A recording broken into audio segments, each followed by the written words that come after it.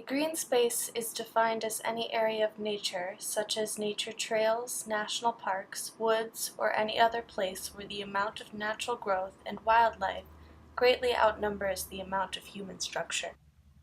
People use these spaces for exercise, fun, sightseeing, or as an escape from Opedan life. Why do you come to the Pheasant Branch Conservancy? To get exercise and because it's a nice day and so that I can do things like ride my bike, which is hard to do other places. It's a good place to relax and hang out, I guess.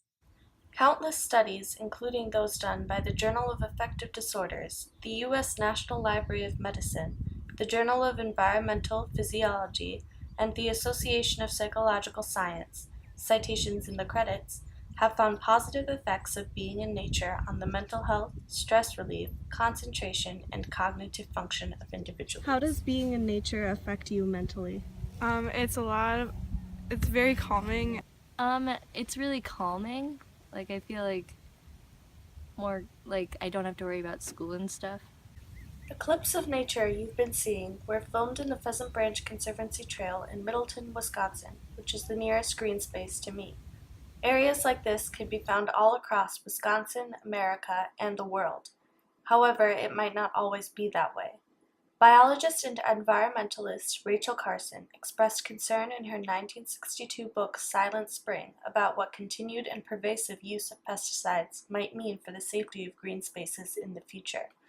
On page 127, she writes, "Does Indiana still raise any boys who roam through woods or fields and might even explore the margins of a river? If so, who guarded the poisoned areas to keep out any who might wander in misguided search for unspoiled nature?" If the safety of the trail was called into question, such as because of overuse of pesticides, would you still feel safe using the trail system, and why or why not?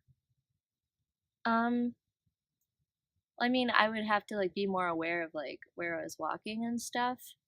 It depends on what kind of pesticides would be used.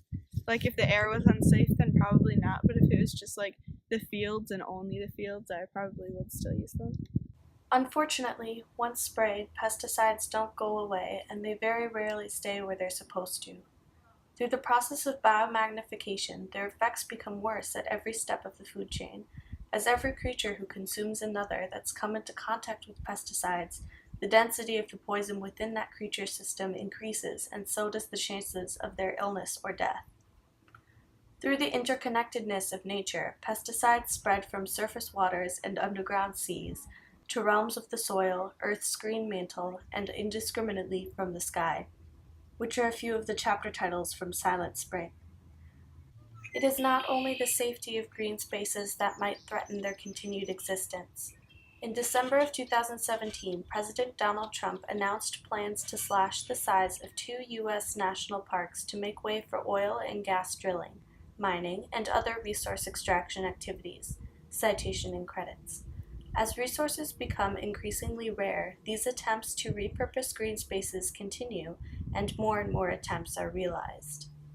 Green spaces are important because of the preservation of biodiversity and wildlife, the environmental benefits of green spaces to the rest of the world, and the mental and physical benefits to humans. Staying informed and voting and advocating for lawmakers that will protect green spaces is the most important thing to do when it comes to protecting them. However, the simplest thing one can do is to simply enjoy them. Consumers have all the power.